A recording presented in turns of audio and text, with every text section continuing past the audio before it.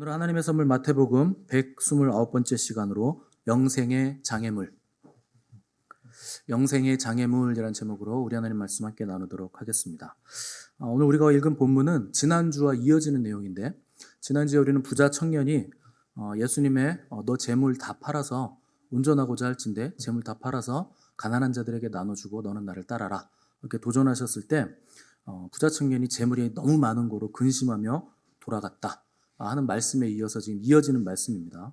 그 어깨가 축 늘어져서 돌아가는 청년의 뒷모습을 보시면서 주님이 오늘 제자들에게 이 말씀을 하시는 거예요. 뭔가 가르쳐 주실 게 있으셨던 거죠. 그래서 아주 중요한 본문이기 때문에 이 말씀을 오늘 여러분 중요하게 받으셔야 됩니다. 우리 먼저 23절, 24절 말씀 한번 읽어보겠습니다. 23절, 24절 시작.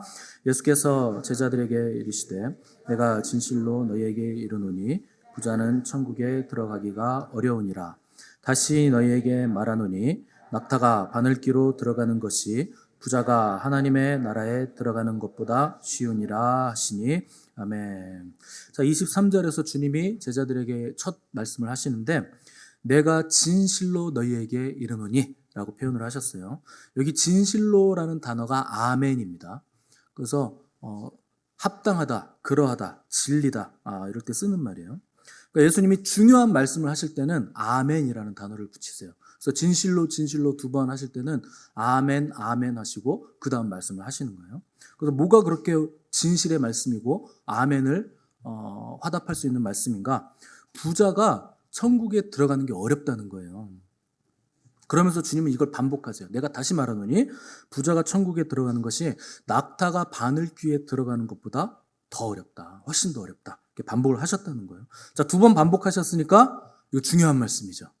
그 성경에서 중요한 말씀은 첫 번째 나오는 말씀 중요하고 반복하는 말씀 중요하고 양이 많은 거 중요하고 진실로 진실로 두 번 반복하는 거 이것도 중요한 겁니다. 그러니까 이 말씀 두 번 연거푸 이 내용을 말씀하셨으니까 굉장히 중요한 말씀인데 이 말씀은요 사실 또 굉장히 고민되는 말씀이에요. 여러분 이 자리에서 나 부자 되기 싫어요 하시는 분 계세요? 뭐 저처럼 훌륭한 사람은 없군요. 저 부자 되는 거 싫어합니다. 그냥 돈이 많기를 원하지. 그걸 부자라고 부르는 건데. 자, 부자 될 수 있는 길이 있으면 여러분 마다하겠습니까? 누가 나한테 너 내가 부자 만들어줄게 하면 여러분 싫은데 뭐 이렇게 하시겠어요? 사기꾼 아니면 그게 정말 사기꾼이 아니라면 하겠죠. 그러니까 이게 굉장히 고민되는 말씀이에요. 부자가 되는 거 다 좋아하는데 부자는 천국 가기 어렵대요. 그러니까 이게요, 당시 제자들도 이게 굉장히 충격을 받았던 내용이에요. 그래서 제자들이 우리 대신 질문을 해준 거예요. 25절 보시면 제자들이 듣고 몹시 놀라 이르되 그렇다면 누가 구원을 얻을 수 있겠습니까? 이렇게 질문을 한 거예요. 여기 놀랐다는 게 헬라어로 주먹으로 머리를 세게 때리다라는 뜻입니다. 그러니까 누가 제자들의 머리를 꽝 뒤통수를 때린 거예요. 그만큼 충격을 받았다는 거예요. 왜 그러냐면 당시 유대인들에게 있어서 부유함이라는 건 이거 굉장한 하나님의 축복이었어요. 그러니까 유대인들 개념에서 부자란 뭐냐? 하나님이 허락하신 약속의 땅에 들어가서 율법에 순종했을 때 받을 수 있는 복, 이게 부유함입니다. 그 신명기에 그게 쫙 나오잖아요. 너희가 내 율법과 계명을 잘 지키면 들어와도 복을 받고 나가도 복을 받고 뭐 떡반죽 그릇도 복을 받고 너네 집 강아지도 복을 받고 뭐 아무튼 뭐 집에 있는 거 다 복을 받는다는 거예요. 그러니까 풍성해지고 부유해진다. 이게 하나님의 율법을 잘 지켰을 때 받는 복입니다. 그러니까 부자가 된다는 거, 부유해진다는 거 유대인들에게는 하나님이 이 사람을 인정하셨다. 그리고 부를 허락해 주셨다. 그러니 천국의 1번으로 1순위로 들어갈 수 있는 사람은 누굽니까? 부자들이에요. 이게 하나님 복 받은 사람들이에요. 근데 예수님은 이걸 뒤집으시는 거예요. 유대인들의 일반적인 통념을 다 뒤집으시는 거예요. 근데 예수님이 뭐라 그러셨느냐? 이걸 잘 볼 필요가 있는데 23절 보시면 부자는 천국에 들어가기가 어렵다. 못 들어간다는 거 아닙니다. 어렵다는 거예요. 어렵다는 건 된다는 겁니까? 안 된다는 겁니까? 되긴 된다는 거예요. 어렵다는 건 어려운 거지 불가능한 건 아니란 겁니다. 그러니까 되긴 되는데 근데 쉽지는 않아. 뭐 이 정도로 말씀하신 거죠. 여러분 성경에 그 부자인데 구원받은 부자 되게 많습니다. 일단 믿음의 조상 아브라함 가난합니까? 엄청난 부자예요. 여러분들 뭐 이렇게 영화 같은 데나 드라마 같은 데 보시면 아브라함을 이렇게 그리는 영화 있거든요. 그거 보면 텐트 하나 아니면 두 개, 이렇게 양 우리에 양 몇 마리 뭐 이렇게 나오잖아요. 그거는요, 성경 연구를 안 한 사람이 만든 영화예요. 아브라함은요, 그 소돔 전쟁이 나서 롯 조카를 구하러 갔을 때 집에서 길르온 병사만 318명이에요. 정예 군사만. 그럼 여러분 텐트가 몇 개 필요합니까? 적어도 300개 넘죠? 텐트 한두 개 쳐놓고 아브라함의 집이라고 나오는 거 말도 안 되는 얘기입니다. 그러면은 정예 군사 남자만 318명이면 적어도 뭐 종이나 이런 데까지 하면 남자 한 500명은 됐을 거예요. 그러면은 그 가족들이 그때는 많이 났잖아요.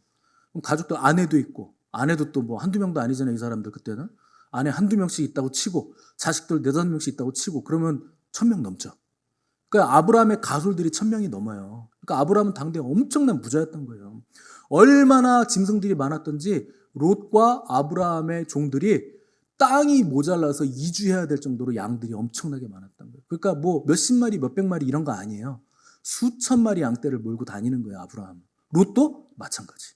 그러니까 여러분, 믿음의 조상 아브라함 엄청난 부자. 아브라함하고 같이 나오는 바람에 롯도 엄청난 부자. 또 아브라함의 아들 이삭 낳기 전에 이스마엘 엄청난 하나님이 약속을 주죠. 그도 12두령이 나오게 하리라. 그 사람도요 엄청난 세력을 규합합니다. 그리고 이삭, 아브라함 재산 다 받죠. 이삭도 부자. 야곱 외삼촌 라반의 집에 가서 사기쳐가지고 얻은 짐승이 엄청나게 많아. 야곱도 부자. 야곱의 형 에서도 엄청난 병사를, 야곱이 가나안으로 돌아올 때 400명을 거느리고 와요. 에서가. 부하만 400명이에요. 정예 군대가. 에서도 부자. 전부 다 부자예요. 요셉 이집트에서 왕 다음으로 부자. 욥 동방에서 알아주는 부자. 바울의 복음을 들은 사람 중에 고관 대작들이 즐비합니다. 지체 높으신 양반들이 바울을 많이 도와줘요. 밤에 예수님을 찾아왔던 관원이었던 그 사내들인 공의회 의원이었던 니고데모 부자. 그리고 예수님의 시신을 장사했던 아리마대 사람 요셉, 이 사람도 사내들인 공의회 회원이에요. 이 사람도 부자. 엄청난 그 금액의 향품을 가져와서 예수님을 장세 지냅니다. 성경에요, 구원받은 부자들이 즐비해요. 그 구원받은 사람들은, 믿음 좋은 사람들은 다 부자예요. 어깨가 좀 가벼워지시나요? 부자가 돼도 되겠구만. 그러니까 여러분, 구원받은 부자들이 즐비하다는 건 부자가 천국에 들어가는 거 불가능하다는 뜻이 아니에요. 그냥 어려울 뿐이지 가능하다. 근데 그럼에도 불구하고 부자는 천국에 들어가는데 그 부가 큰 장애물이 되는 건 맞습니다. 왜냐하면 재물이 신앙을 방해하려는 속성을 가지고 있어요. 그 돈이라는 거, 재물이라는 건 그런 속성을 가지고 있는 겁니다. 자, 그러면 이걸 한번 생각해 보셔야 돼요. 나는 부자인가? 여러분들 생각에 얼마 정도 되면 부자일 것 같으세요? 돈이 얼만큼 있으면 부자예요? 말을 해보세요. 50원이면 50원, 뭐 100원이면 100원. 한번 말을 해보세요. 제가 이걸 또 어제 또 찾아봤습니다. 궁금해가지고. 2026년 현재 우리나라에서 부자라고 부를 수 있는 사람의 재산 기준. 금융기관에서는 어떤 사람들을 부자라고 부르냐면 금융자산 10억 이상.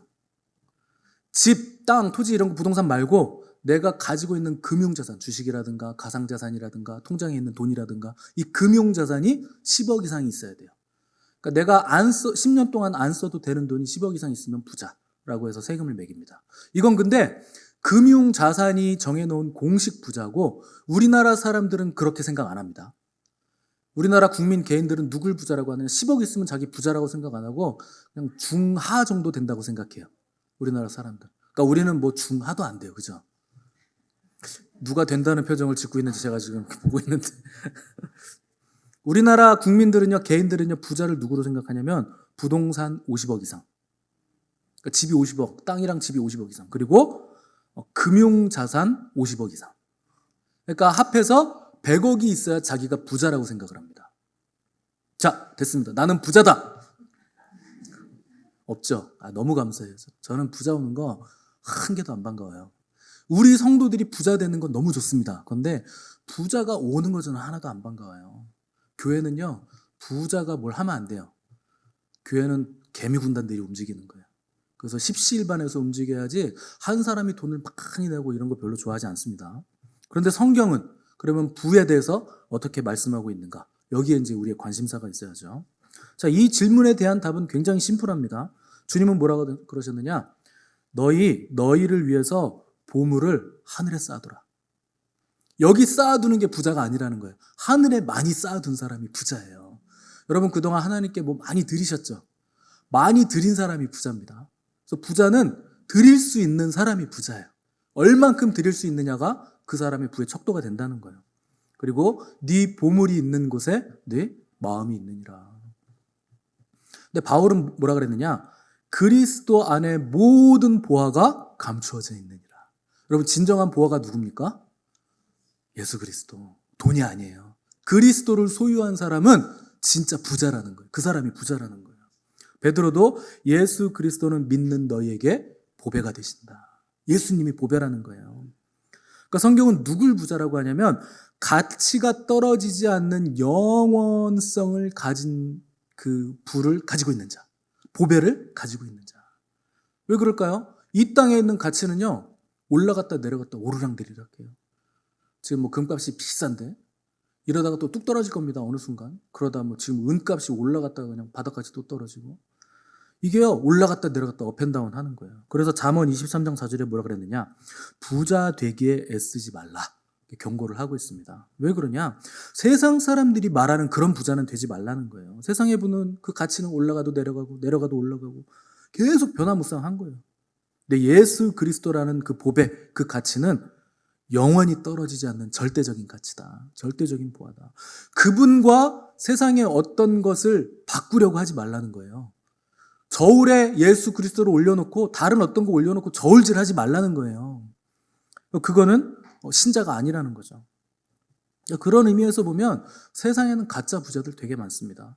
여러분 내가 부자라고 막 이렇게 드러내놓고 얘기하는 사람들 있죠. 부자가 아닐 확률이 굉장히 높아요. 진짜 부자는요 티를 안 내요. 돈 있는 거 티 내면 그게 뭐 좋습니까? 사람들이 막 달려들 텐데. 그래서 옷도 이렇게 깨끗하게 입지 뭐 명품으로 치장하지 않습니다. 그리고 먹는 것도 수수하게. 그 뭐 집에 있는 거. 뭐 캐비어 먹고 이러고 돌아다니겠습니까? 부자들 안 그래요. 그냥 집에서 그냥 먹지. 티 안 내요. 그래서 내가 뭐 사업한다고 어깨에 힘들어가 있는 사람 보면요. 그 정리해 보면요. 그 사업 전부 다 빚이에요. 다 부채예요. 정리해 보면. 반면에 별 볼 일 없어 보이는데 알짜배기 알부자들이 있어요. 어떤 할머니는 방석 밑에 돈이 있고 막 통장 막 장롱 밑에 있고 막 이불 사이에도 막 돈이 들어가 있어요. 그거 깔고 앉아가지고 죽을 때까지 안 내놓는 거예요. 이거 내가 자식들한테 주면 자식들 안 온다. 이거 내가 죽을 때까지 깔고 있어야 된다. 여러분 자식이 부모 찾는데 돈이 걸려 있으면 그 돈의 노예가 된 자식들이에요. 돈이랑 상관없어야 되는 거예요. 여러분 세상에서 제일 쉬운 사람이 누군지 알아요? 돈으로 움직일 수 있는 사람이에요. 이게 제일 쉬운 사람이에요. 사람이 어떻게 돈 때문에 움직입니까? 그게 제일 천박한 사람이에요. 그리스도인들 중에도 돈으로 움직이는 사람들인데 제일 천박한 사람이에요. 돈이면 나 예배도 빠져. 아 누가 돈 더 준대. 아 그럼 나 예배 빠지지 뭐. 예배는 다음 주에도 있는데. 그게 제일 천박한 신앙입니다. 아니 어떻게 예배하고 돈을 견줍니까? 예배는 절대적인 가치예요. 교회가 예배를 등한시 여기는 순간 망한 거예요. 그 교회는. 그 직장 생활할 때도 돈 따라가시는 분들 계신데 그 바보 같은 짓입니다. 장기적으로 보면요. 여러분 돈을 따라다니시면 안 돼요.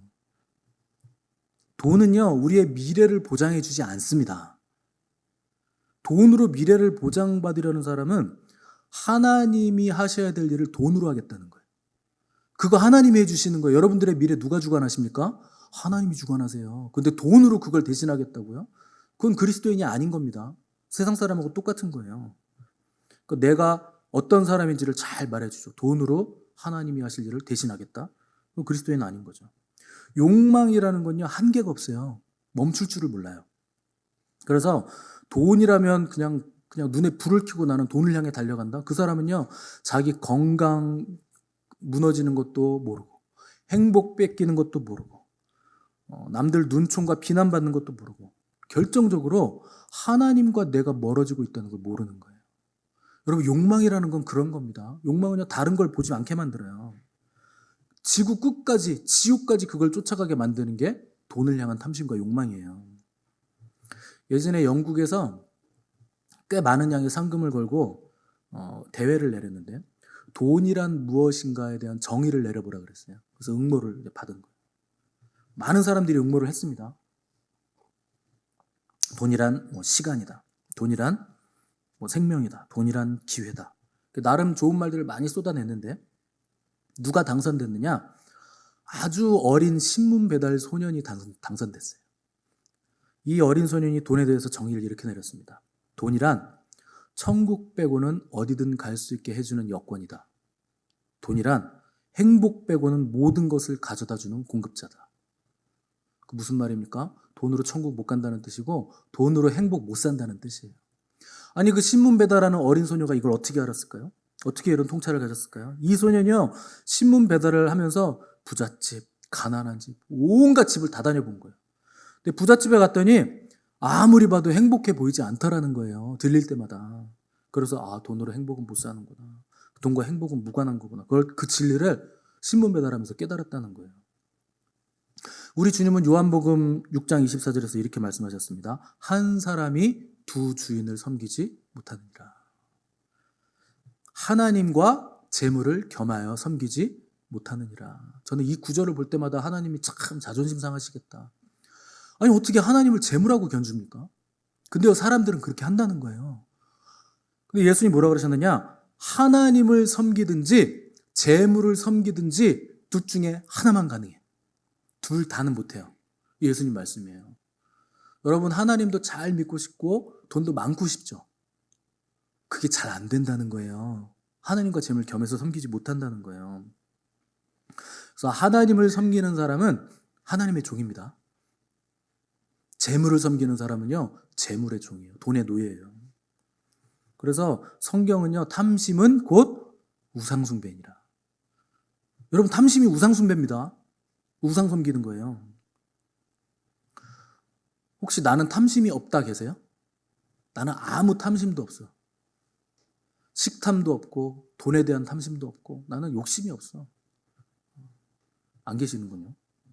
그러면 나는 돈에 대한 탐심이 있다 하시는 분 계세요? 나 돈에 탐심 되게 많아. 없어요? 할렐루야. 다들 거룩하셔가지고. 여러분 이게 탐심의 특징이에요. 특히 돈에 대한 탐심의 특징이 이거예요.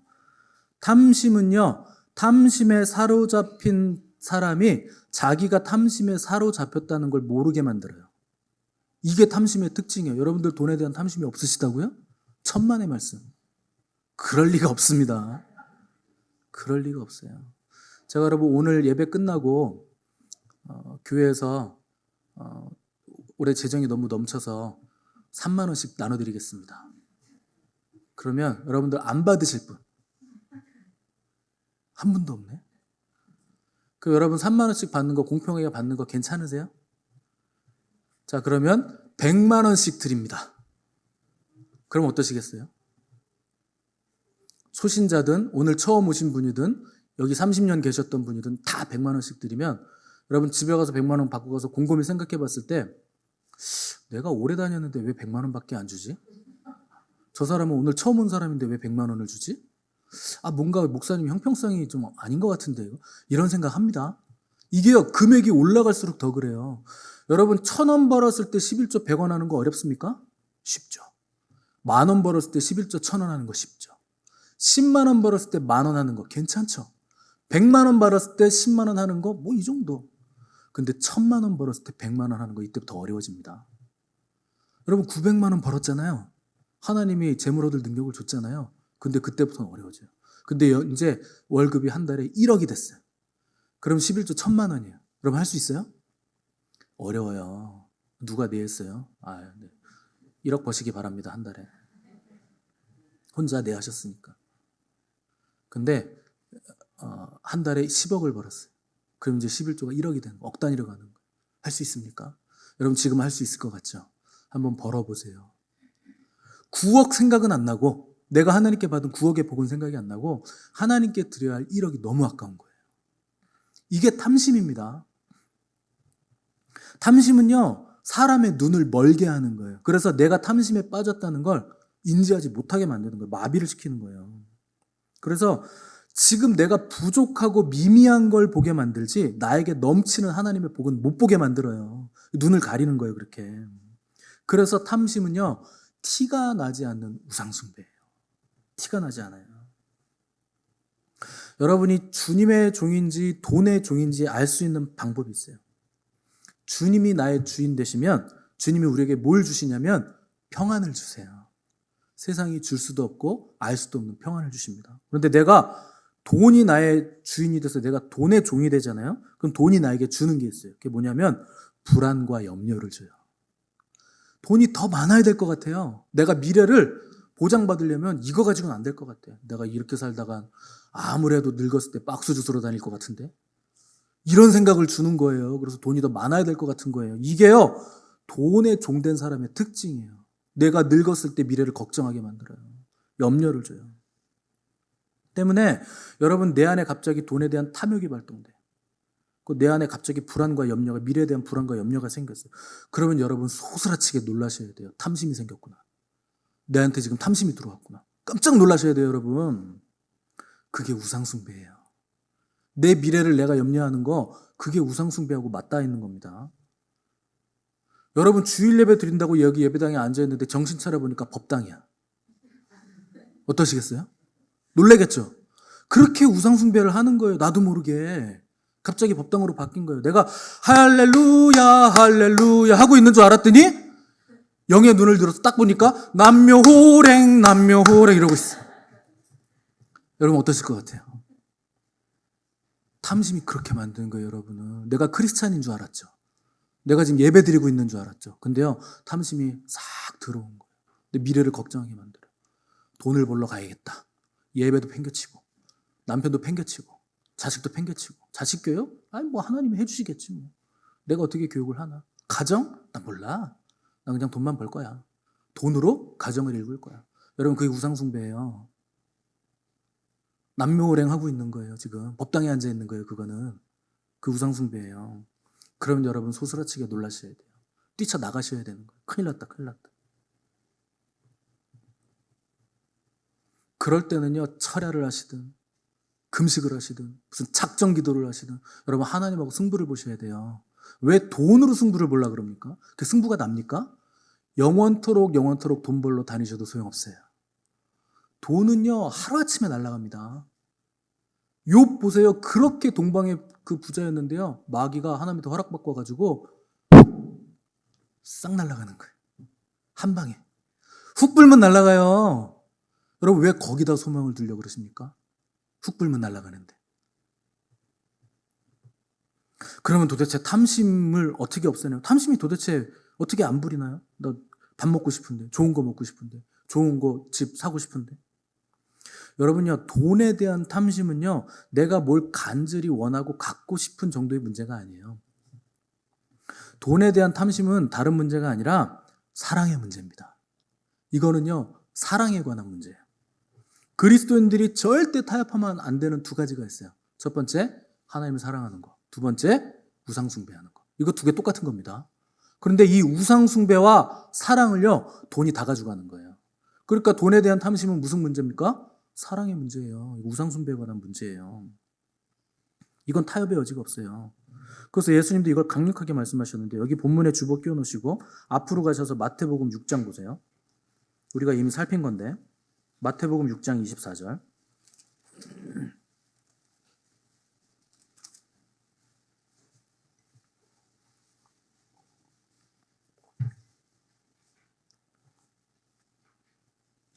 마태복음 6장 24절 8페이지. 다 같이 읽어보겠습니다. 시작. 한 사람이 두 주인을 섬기지 못할 것이니 혹 이를 미워하고 저를 사랑하거나 혹 이를 중히 여기고 저를 경히 여김이라.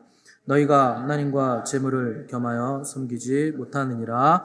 아멘. 자, 이 구절 잘 보세요. 예수님이 하나님과 재물을 비교하시는데 돈이 가진 힘이 얼마나 막강한지 혹 이를 미워하고 저를 사랑하거나 혹 이를 중히 여기고 저를 경히 여긴다. 하나님을 사랑하면 하나는 미워할 수밖에 없다는 거예요. 근데 돈을 사랑하면 하나님을 미워할 수밖에 없다는 거예요. 또 하나를 중요하게 여기면 다른 건 중요하게 여기지 않는 거예요. 돈을 중요하게 여기면 하나님을 중요하게 여기지 않는 거예요. 예배도 중요하게 여기지 않는 거예요. 근데 하나님을 중요하게 여기면 돈을 아무리 억만금을 줘도요.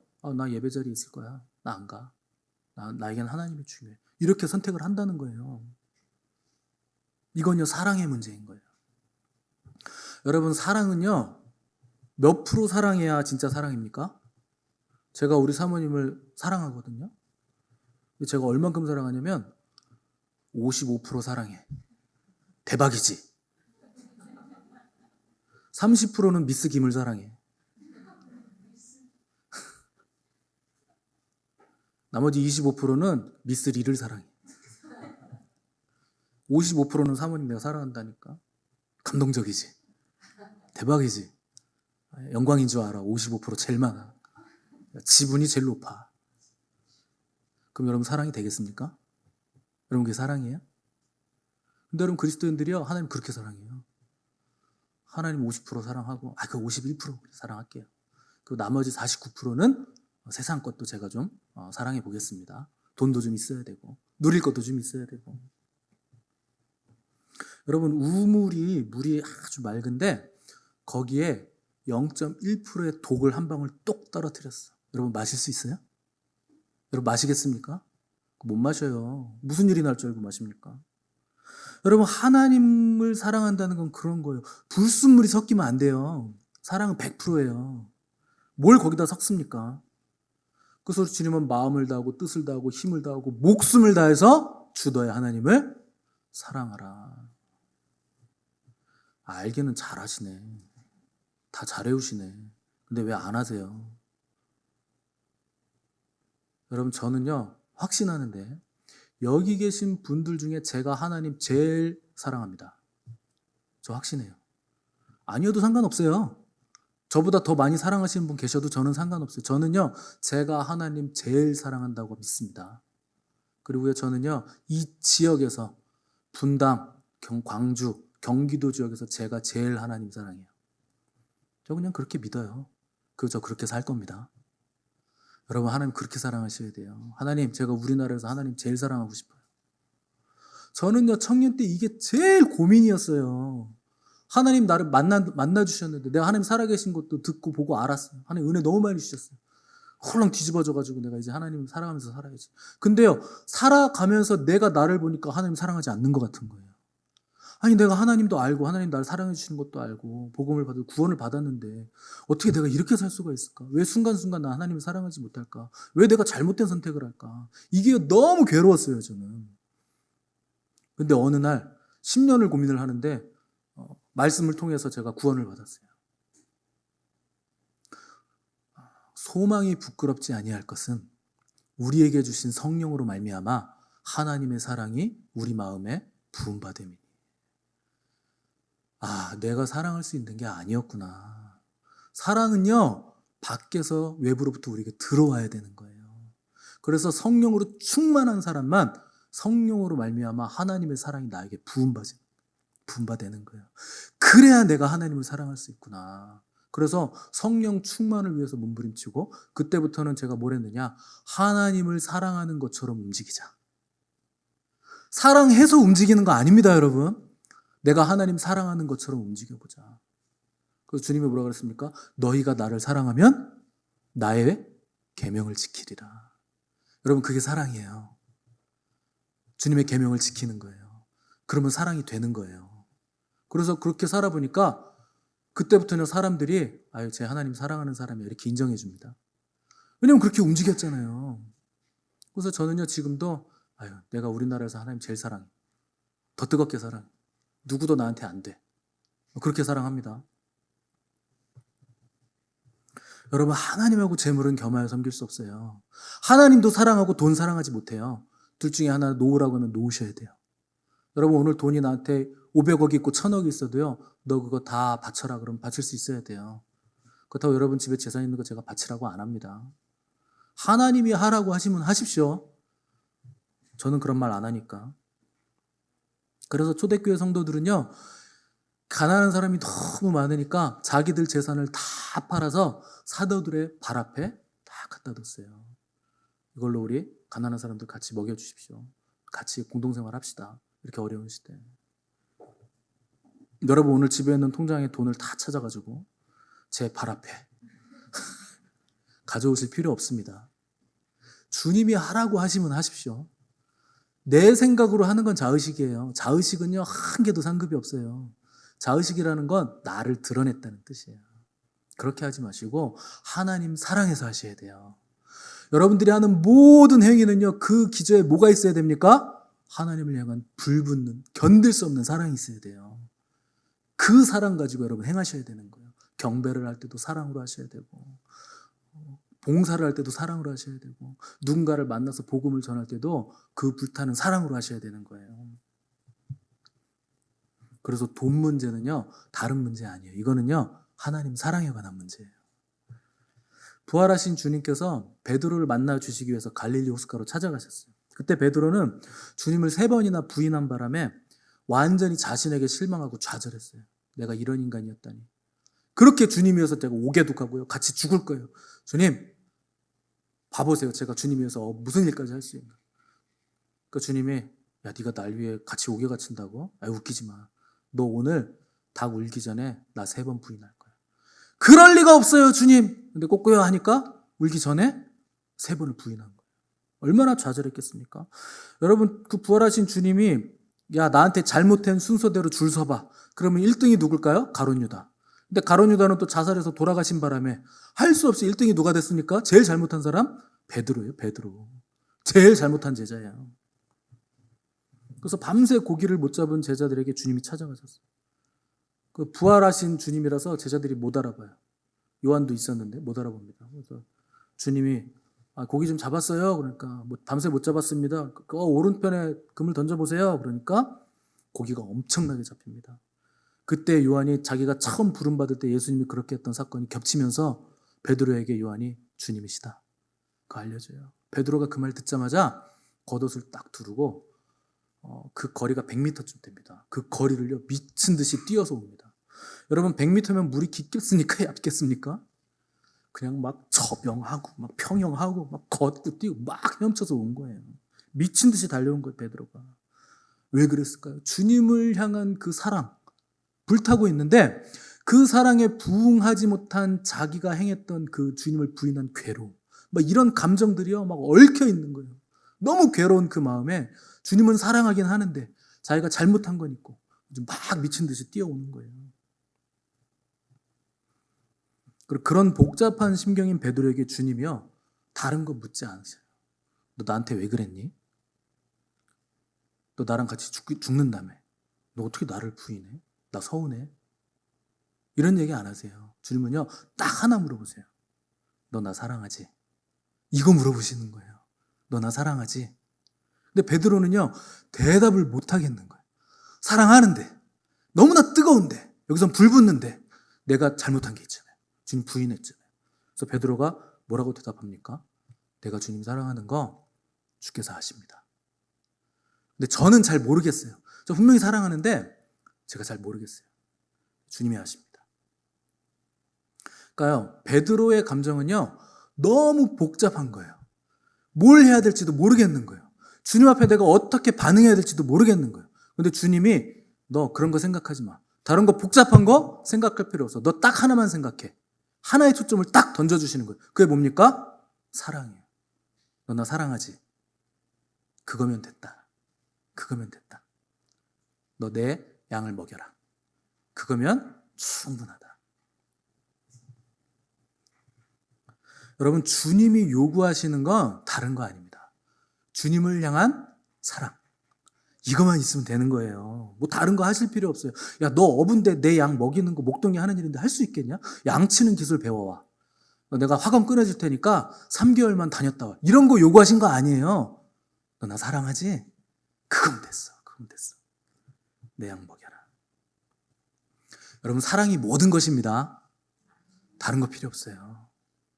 오늘 제목이 영생의 장애물인데, 여러분, 영생을 가로막는 건 다른 거 아니에요.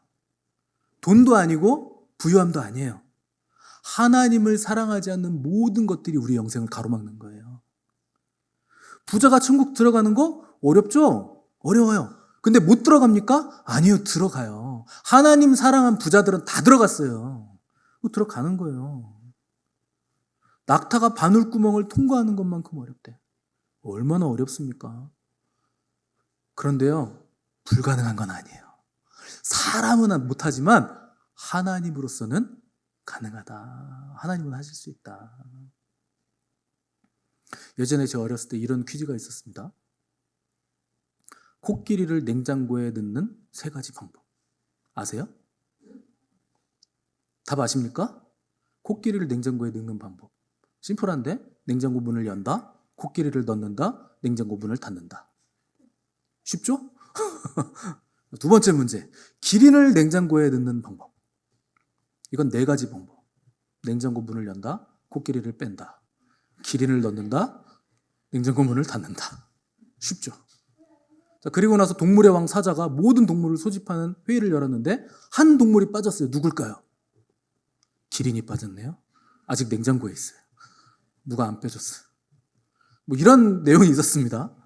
요새는 또 나왔어요. 신학자나 목사들이 코끼리를 냉장고에 넣는 방법. 밤새도록 기도한다. 그럼 하나님이 넣어주신다. 경찰이 코끼리를 냉장고에 넣는 방법도 나왔습니다. 토끼를 잡는다. 밤새 고문을 해서 토끼 보고 토끼 보고 코끼리라고 자백하게 만든다. 나는 코끼리예요. 이렇게 자백을 받는 거예요. 그리고 토끼를 냉장고에 넣는다. 뭐 이런 방법까지 요새 나와 있더라고요. 여러분, 부자가 천국 들어가는 게 낙타가 바늘길을 통과하는 것만큼 어렵대요. 그럼 어떻게 할까요? 어떻게 하면 들어갑니까? 부자를요, 바늘 구멍보다 작게 만들어주시면 돼요. 하나님이 하실 수 있어요. 여러분, 돈이 많아지시길 바랍니다. 여러분, 부자 되시길 바라요. 그런데 여러분, 바늘 구멍보다 작게 겸손해지시기 바랍니다. 그 겸손은요, 하나님 사랑으로 되는 거예요. 그러면 하나님이 사랑하시는 자를 잡아가지고 바늘구멍보다 작게 만드는 거예요. 얇게 만드는 거예요.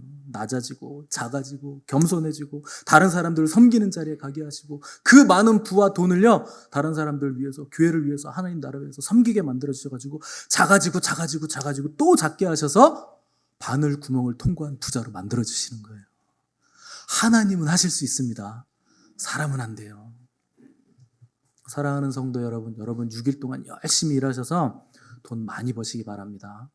그런데 하나님하고 견주지는 마세요. 예배하고 타협하지 마세요. 부자 되십시오. 그러나 돈을 사랑하지 마시기 바랍니다. 돈은요, 일만하게 뿌리가 아니에요. 돈을 사랑함이 일만하게 뿌리예요. 문제는 사랑이에요. 사랑이 모든 것이에요.